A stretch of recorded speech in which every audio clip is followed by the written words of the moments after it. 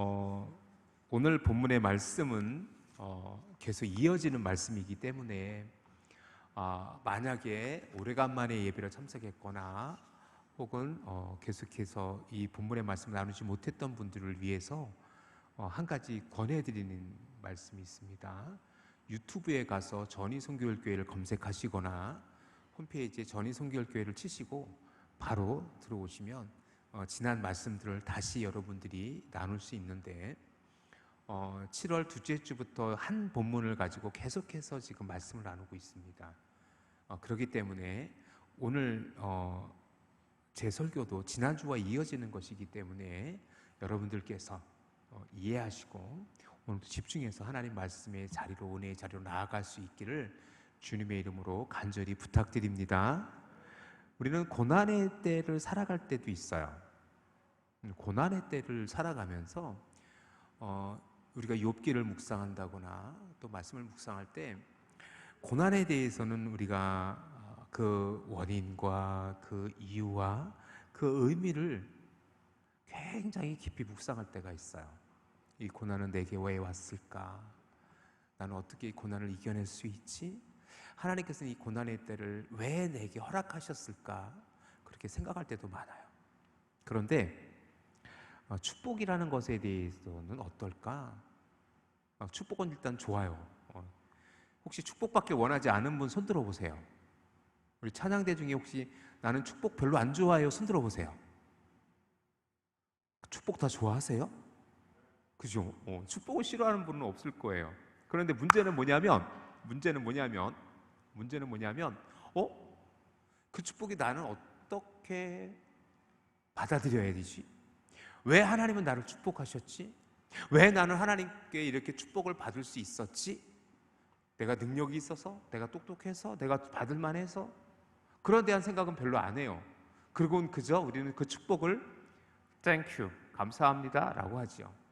근데 우리 성도님들 한 분도 그런 분이 안 계시는데 분명히 축복 받았는데도 그것이 축복인지 모르시는 분들도 계시다라는 것이 제 가슴을 안타깝게 합니다. 우리 옆 사람에게 이렇게 축복할까요? 당신이라고 제가 표현할 건데 옆에 장로님이 계시면 장로님이, 옆에 권사님이 계시면 권사님이라고 하시고, 당신이란 표현은 제가 어쩔 수 없이 하는 표현이니까 여러분 양해해 주시고 옆 사람에게 이렇게 축복해 주십시오.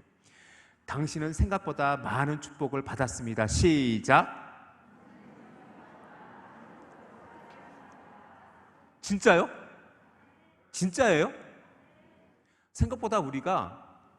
생각보다 많은 축복을 받다 누리고 있다라는 것을 여러분이 기억하시기를 주님의 이름으로 축원합니다.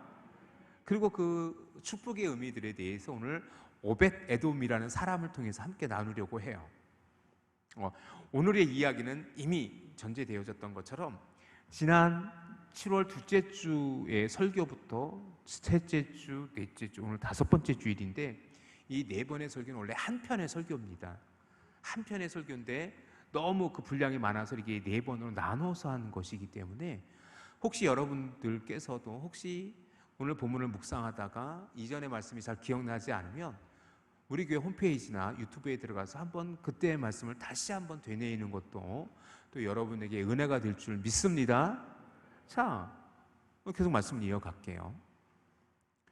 다윗은 그렇게 지난주에 말씀을 나누었던 것처럼 그 하나님의 법궤를 모셔오다가 우사가 죽는 것을 보고 어떻게 됐어요? 분노했어요. 벌겋게 얼굴이 달아올랐다라는 뜻이에요. 분노하고 있어요. 그런데 그 분노의 이유는 무엇이었죠? 지난주 설교를 여러분이 좀 되뇌이시면 알 수 있어요. 왜요? 내 뜻대로 안 됐어요. 그리고 우사가 죽은 것에 대해서 이해하지 못했을 수도 있어요. 자기가 의도한 것대로 되지 않았을 수도 있어요. 그렇기 때문에 그는 분노하고 있어요. 그래서 그는 결국 그 법궤 모셔오려고 했던 자기 성, 다윗의 장막으로 모셔오려 했던 그 법궤가 이제 길을 잃어버려요. 어디로 갈지 몰라요. 이제 다윗도 더 이상 그것을 즐겨하지 않아요. 기뻐하지 않아요. 자, 오늘 10절 말씀 한번 같이 한번 읽어봅시다. 10절 말씀 시작. 다윗이 여호와의 궤를 옮겨 다윗성 자기에게로 메어 가기를 즐겨하지 아니하고 가드 사람 오베데돔의 집으로 메어간지라 라고 되어 있어요.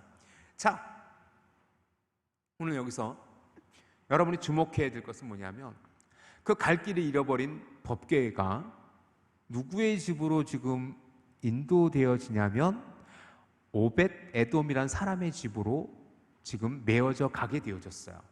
자, 그런데 문제는 뭐냐면 오벳 에돔이라는 것이 오벳 에돔이 누구인지 잘 모르겠어요. 성경에서 오벳 에돔이라는 사람이 오늘 본문과 그리고 역대상 26장에 기록되어져 있는데 이 오벳 에돔이 좀 이렇게 자주 등장한 인물이 아니다 보니까 오해도 생기게 됐어요. 그런데 오벳 에돔의 입장에서는 우리 한번 이거 먼저 생각해 보죠. 오벳 에돔이 법궤를 모셔 자기 집으로 들여오는 것이 좋았을까 나빴을까 싫었을까 열받았을까 화났을까 원통했을까 분통했을까? 너무 많은 것을 제가 예시를 들었나요? 자, 어때요? 여러분에게 오벳 에돔이 그 법궤를 모셔 드리는 것, 자기 집으로 모셔 드리는 것이 기쁜 일이에요? 즐거운 일이에요? 여러분에게 여쭤보죠. 여러분이라면 오벳 에돔처럼 여러분이 기쁘게 그 법궤를 여러분의 집으로 맞아들일 수 있어요? 그 법궤를 오벳 에돔은 잘 알고 있을 거예요. 그 법궤가 어땠어요? 처음에 엘리 제사장 때에 블레셋과의 전쟁에서 다 그 블레셋 군대에게 빼앗겨졌고 블레셋이라는 나라에 빼앗겨졌고 다곤 신당에서 모셔졌을 때 다곤 신상이 무너졌고 블레셋이 저주를 받았고 그리고 그 블레셋 사람들이 베세메스로 그 법궤를 보냈을 때 베세메스 사람들은 그 법궤를 뚜껑을 열고 보다가 5만 70명이 죽는 저주를 받았어요. 그리고 지금 법궤를 옮기는 그 위대한 다윗왕이 3만 명의 군사와 온 나라의 제사장들과 레위 사람들을 다 불러 모으고서 지금 법궤를 옮기는 과정에서 우사가 죽어버려요. 우사가 죽어버리고 더 큰 문제는 뭐냐면 다윗 왕의 벌겋게 얼굴이 벌거지로 분노하면서 지금 뭐예요? 그 법궤가 갈 길이 잃어버린 법궤를 지금 뭐라고 하냐면 니네 집으로 모셔가라. 니네 집에 가도 메어 가야 되겠다. 이렇게 얘기하는 거예요. 그것을 받아들여야 될 오벳 에돔의 입장을 여러분 한번 생각해 봅시다. 자, 우리 믿음 정말로 은혜가 풍성하고 은혜가 너무 많이 받고 믿음 좋은 우리 전입교회 성도님들에게 여쭤봅니다. 그래도 나는 기쁨으로 그 법궤를 모셔드릴 만한 마음이 있습니다. 손 들어보세요. 아멘. 한 분 계시네요. 우리 집사님에게 은혜가 축복이 넘치기를 주님의 이름으로 축복합니다. 자, 생각해 봅시다. 오늘 본문에서 이야기하는 그 오벳 에돔은 본문에서 기쁘게 맞아들였다라는 본문이 없어요. 진짜로. 그럼에도 불구하고 오벳 에돔이 기쁨으로 믿음으로 그 법궤를 맞아들였다는 얘기는 없어요. 우리 10절 말씀 다시 한번 봅시다. 다시 한번 보세요. 10절 말씀 다시 한번 정확히 읽어보세요. 시작. 다윗이 여호와의 궤를 옮겨 다윗성 자기에게로 메어 가기를 즐겨하지 아니하고 가드 사람 오벳 에돔의 집으로 메어 간지라. 이것을 다른 번역서로 볼게요. 새 번역서로 볼게요. 새 번역이라는 성경의 본문이 있어요. 같이 읽어봅시다. 시작. 그래서 다윗은 주님의 궤를 다윗성으로 옮겨가지 않고 가드 사람 오벳 에돔의 집으로 실어가게 하였다. 무슨 뜻이에요? 명령한 거예요. 오벳 에돔이 다윗 왕이요, 법궤가 갈 곳이 없습니다. 우리 집으로 모셔가겠습니다. 우리 집으로 메어가겠습니다. 하지 않았고 주어는 다윗이에요. 다윗이 명령한 거예요.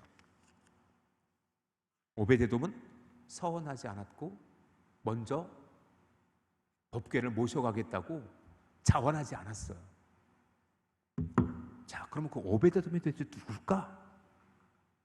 누구길래 그렇게 다윗이 그 법궤를 맡겼을까?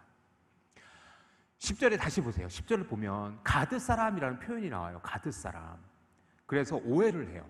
어떤 오해를 하냐면 가드라는 지역이 블레셋 땅에 있어요. 블레셋 땅에 5개의 성 중에 하나가 가드예요.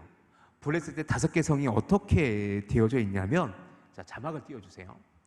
가사, 아스돗, 아스글론, 가드, 에글론.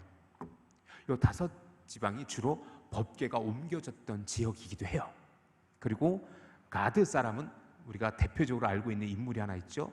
골리앗이단 말이에요. 자, 이것처럼 가드 하면 딱 떠오르는 지역이 블레셋이기 때문에 몇몇 목사님들이 이렇게 설교를 해요. 오베데돔은 이방 블레셋 출신이었는데도 불구하고 하나님의 법궤를 모셔드림으로 축복을 받았다. 마치 갈렙이 그나스족의 이방인이었지만 하나님의 위대한 유다 지파의 대표가 되어졌고 이 산지를 내게 주소서라고 해서 헤브론 산지를 차지했던 것처럼 그렇게 오베데돔이 축복받았다 이렇게 본문을 이해하시는 분도 있고 그렇게 설교하시는 목사님도 있어요. 그것이 완전히 틀렸다라고 말할 수는 없어요. 저도. 그런데 과연 그 오베데돔이 과연 갈렙처럼 이방인이었을까? 라는 퀘스천 마크가 있어요. 왜냐하면 이때는 뭐예요? 여전히 블레셋과의 갈등 관계에 있었고 그 다윗 왕이 왕이 되어진 지 얼마 안 되었었고 그리고 지금 하나님께서 다윗을 통해서 모여드린 그 3만 명의 군사와 그곳에 제사장과 레인이 가득했었는데 역대상 26장에 가면 이 오베데돔의 이름이 나와요. 우리 오베데돔의 이름을 한번 찾아가 봅시다. 역대하 26장입니다. 여러분이 수고스럽지만 역대상 26장을 한번 찾아가 보세요. 역대상 26장 1절 우리 자막이 나왔으니까 읽어봅시다. 시작. 고라 사람들의 문지기 반들은 이러하니라. 아삽의 가문 중 고레의 아들 무살레마와라 라고 하면서 이어지면서 이 역대상 26장에서는 그 성전의 문지기들에 대해서 그 문지기 지파들에 대해서 이렇게 기록되어져 있는데 4절을 한번 가면 이렇게 나와요. 4절을 한번 볼까요? 4절을 같이 4절만 읽어봅시다. 시작. 오베데돔의 아들들은 맏아들 스마야와 둘째 여호사밧과 셋째 여호와와 넷째 사갈과 다섯째 느다넬과 라고 되어 있는데 여기서 오베데돔이 나오는데 이 본문 26장을 근거로 하면 오베데돔은 누구냐면 레위 지파 고핫 자손의 후손인 고라의 지파 사람인 거예요.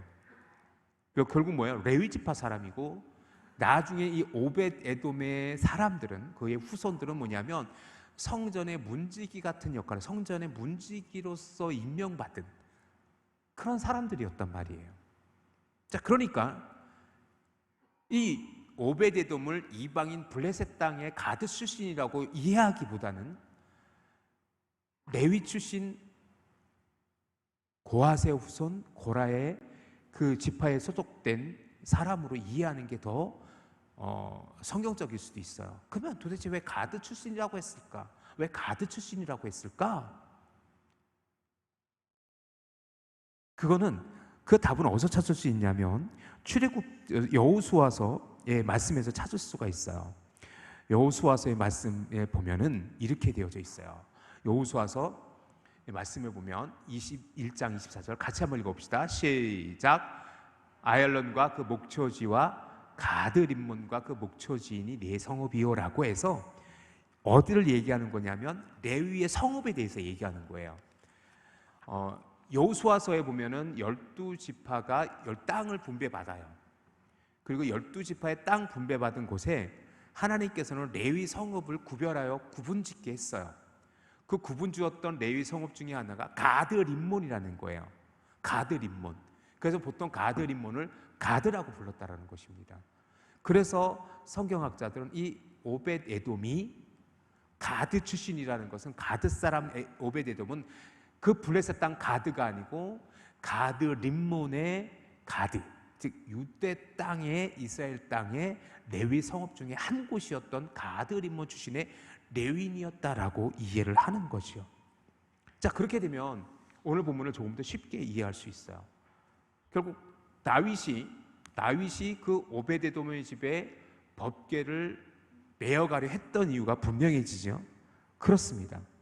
그곳은 그가 바로 레위 지파였기 때문이었고, 아마 그 그 법궤를 옮기는 과정에서 이미 우리가 확인했듯이 3만 명의 군대와 전국에 흩어진 제사장과 레위인들을 다 불러 모았던 것처럼 그곳에 이 오베데돔도 있었던 것이고, 그곳 곁에 있었을 때에 그곳에 오베데돔의 집이 갇혀왔다고 합니다. 그래서 그 다윗은 명령한 거예요. 오베데돔에게 너 법궤 너가 메어가 라고 했던 것이죠. 자, 그런데 오베데돔은 어때요? 순종했어요. 억지로 순종했는지 모르겠어요. 그 마음에 기쁨이 있었는지 없었는지 모르겠는데 한 가지 멋진 소식이 들려요. 우리 11절 말씀 잠깐 봅시다. 11절 말씀 시작. 여호와의 귀가 가드 사람 오베데돔의 집에 석 달을 있었는데 여호와께서 오베데돔과 그의 온 집에 복을 주시니라. 와우. 오베데돔과 그의 온 집에 복을 주셨어요. 석 달 동안 어떤 복을 주셨는지 모르겠어요. 석 달 동안 무슨 복을 주셨는지 모르겠어요. 갑자기 부자가, 그때 로또는 없었을 텐데, 그죠? 로또를 맞았는지 아니면 질병에 있는데 누군가 나았는지 그건 모르겠어요. 어떤 복인지 모르지만 소문이 바닥에 퍼진 거예요. 와우! 오베데돔의 집에 엄청난 하나님의 복이 임했어! 라고 소문이 나기 시작해요. 소문이 나기 시작해요. 자, 도대체 어떤 복일까? 어떤 복일까? 성경은 정확하게 그 복에 대해서 얘기하고 있지 않지만 좀 전에 읽었던 역대상 26장으로 다시 한번 가보세요. 역대상 26장으로 다시 한번 가보세요. 오베데돔이 이 역대상이 26장에 기록될 때는 지금 열왕기 사무엘 하의 기획과 시간적 갭은 있었겠죠. 그래서 이제 그의 자손들에 대한 이야기예요. 그의 자손들에 대한 이야기. 석 달 만에 임한 복이 무엇인지는 모르지만 그 이후에 후손들이 어떻게 복을 받았는지를 간접적으로 확인할 수 있는 본문인데, 역대상 26장 4절부터 같이 읽어볼게요. 8절까지 읽을 거예요. 우리 한번 서로 교독해 봅시다. 오베데돔의 아들들은 맏아들 스마야와 둘째 여호사밧과 셋째 요아와 넷째 사갈과 다섯째 느다넬과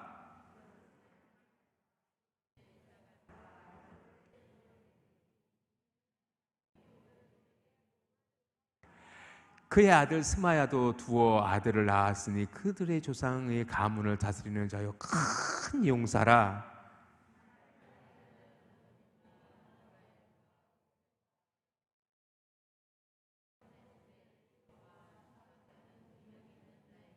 같이 8절을 같이 읽어봅시다. 이는 다 오베데돔의 자손이라. 그들과 그의 아들들과 그의 형제들이 다 능력이 있어 그 직무를 잘하는 자이니 오베데돔에게서 난 자가 62명이며 라고 되어 있어요.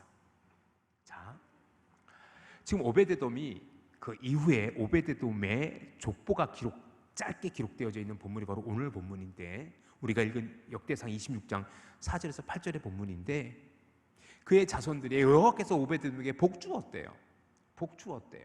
바라크의 복이에요. 복 주었대요. 현세의 복이에요. 복 주셨대요.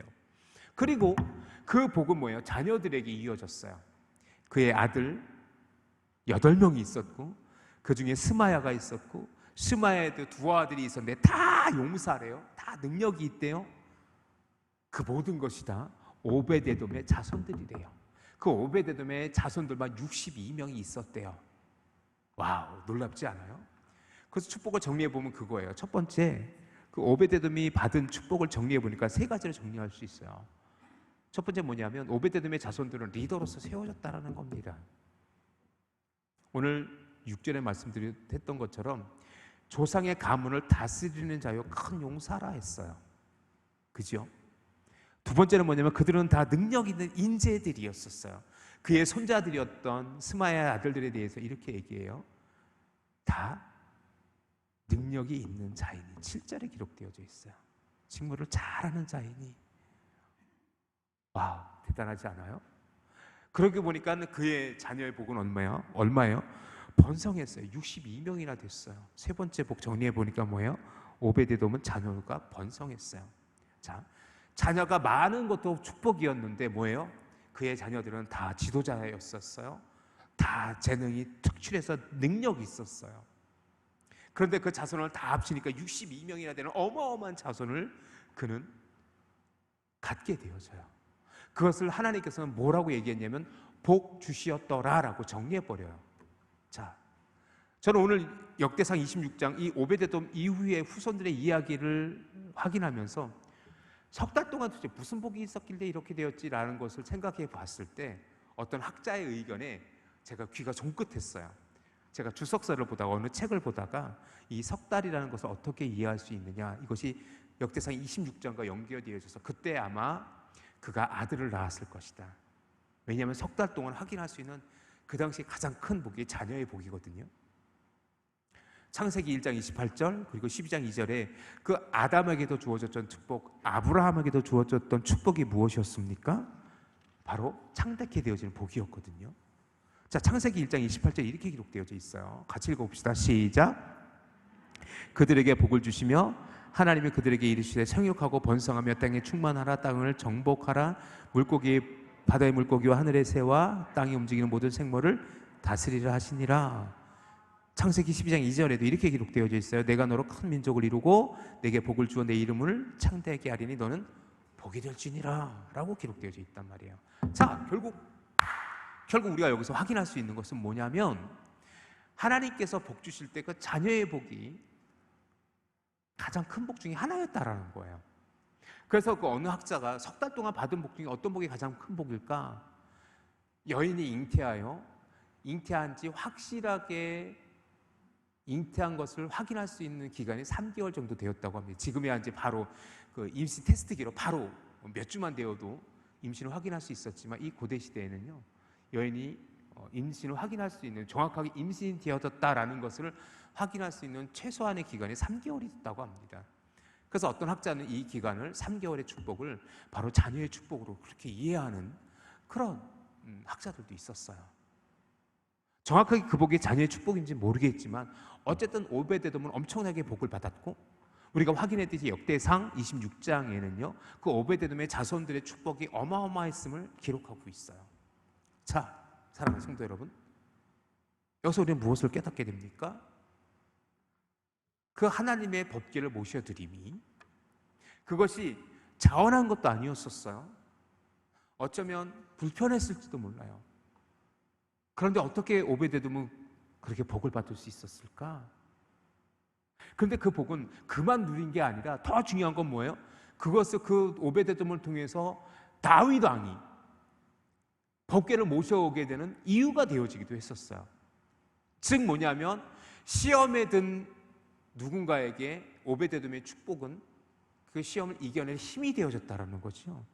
자, 여러분, 우리가 축복을 받는다라는 것은, 저와 여러분이 축복의 은생을 살아가는 것은 단지 나만을 위한 인생이 아니라 시험당하고 있는, 그리고 누군가의 위로가 필요한 누군가에게 우리의 삶이 하나님의 축복이 있음을 확인시켜주는 증거가 되어질 수 있기를 주님의 이름으로 축원합니다.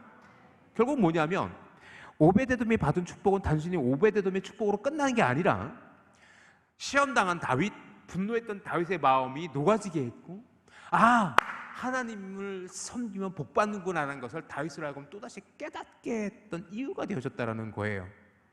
그러니 그게 중요한 거예요. 그렇다면 여기서 우리는 다시 한번 기억하고 다시 한번 생각해 봐야 될 게 뭐냐면, 그렇다면 오베데돔은 어떻게 그렇게 복을 받을 수 있었을까? 그렇게 법궤만 모셔드리면 복을 받을 수 있어? 아니에요. 그건 절대로 아니에요. 우리는 이미 우사의 예를 우리는 보았어요. 아비나답으로 시작해서 우사 때까지 70년 동안 그 법궤는 아비나답의 집에 있었어요. 말씀드렸듯이 아비나답과 우사는 아마 증손자의 관계일 모래요. 증손의 관계일 것 같아요. 70년의 시간이 흘렀으니까. 자, 그런데 70년이 흐르는 시간 동안 아비나답이 복받았다는 얘기, 우사가 복받았다는 얘기가 단 한 절도 없어요. 되려 우사는 뭐예요? 그 법궤를 옮기다가 법궤에 손을 댐으로 말미암아 죽임을 당했어요. 저주를 받았어요.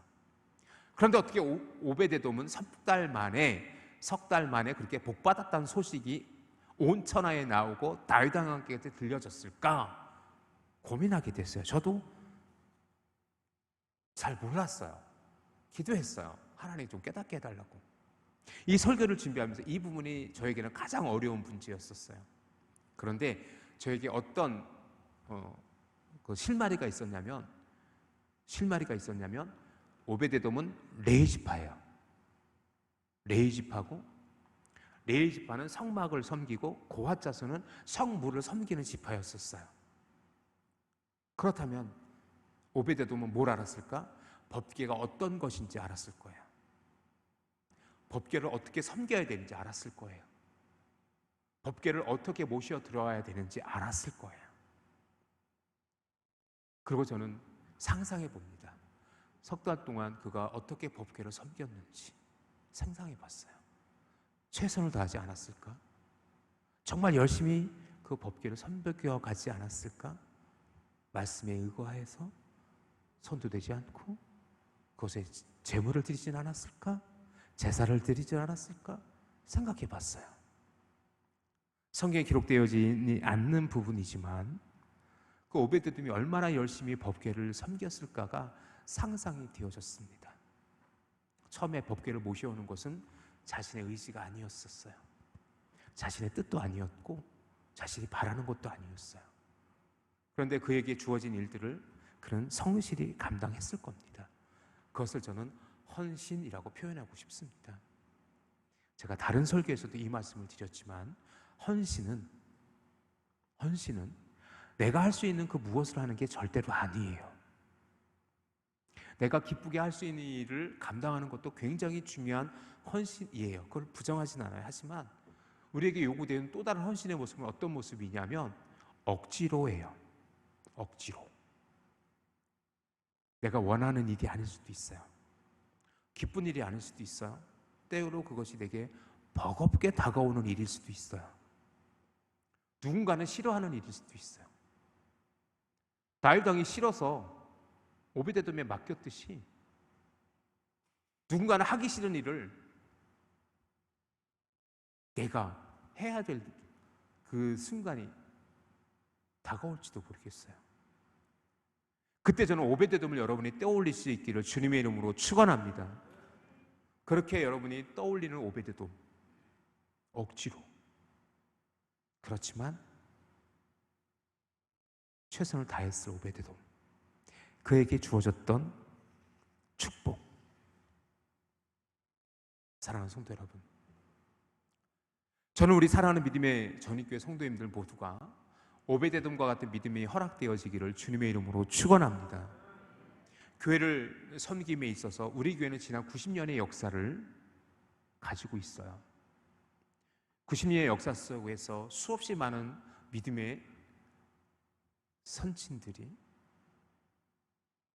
우리 앞세대들이 최선을 다해서 교회를 섬겨왔기에 오늘 우리 이 아름다운 교회가 우리 가운데 허락된 줄 믿습니다. 때로 그 과정 속에서 누군가는 버거웠을 헌신, 누군가는 꺼려했을 그 사명을 한 분 한 분, 이름 없는 빛도 없는 그 성도님이, 우리 이전의 권사님들이, 이전의 집사님들이, 이전의 장로님들이 기꺼이 그 사명을 감당했기에 오늘 우리에게 이 아름다운 교회가 허락된 줄 믿습니다. 그리고 우리 믿음의 가문, 지금 여러분들이 누리고 있는 축복은 우리 부모님들의 믿음의 열매일지 누가 압니까? 그리고 우리 자녀손들이 누려가야 될 축복이 우리의 헌신의 열매가 되어질 것을 누가 부인할 수 있습니까? 사랑하는 성도 여러분, 그래서 저는 오늘 여러분에게 간곡히 부탁드립니다. 믿음으로 주님께 헌신하십시오. 그리고 여러분이 할 수 있는 일이 아니라 해야 될 일들을 기꺼이 감당할 수 있는 저와 여러분 되어질 수 있기를 주님의 이름으로 축원합니다. 그리고 여러분 기억하십시오. 그 하나님, 여러분의 헌신을 통해서 하나님께서는 여러분을 축복하실 것입니다. 오베데돔을 축복하셨듯 그 오베데돔의 자녀손들을 축복했듯이 저와 여러분이 축복되어질 수 있기를, 여러분의 자녀손이 축복되어질 수 있기를 주님의 이름으로 축원합니다. 기억하십시오. 정말 여러분의 자녀가 잘 되어지고 정말 여러분의 자녀가 축복되길 원하신다면 지금 여러분이 최선을 다해 주를 섬기십시오.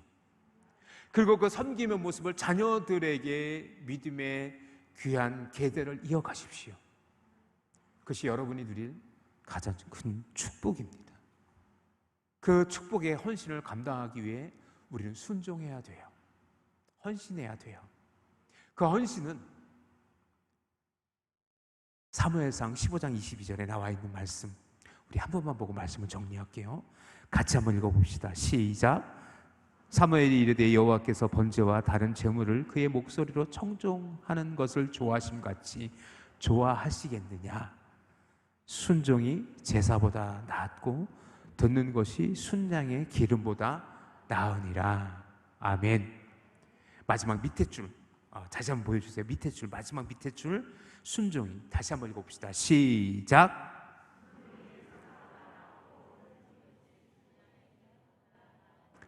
아멘. 믿습니까?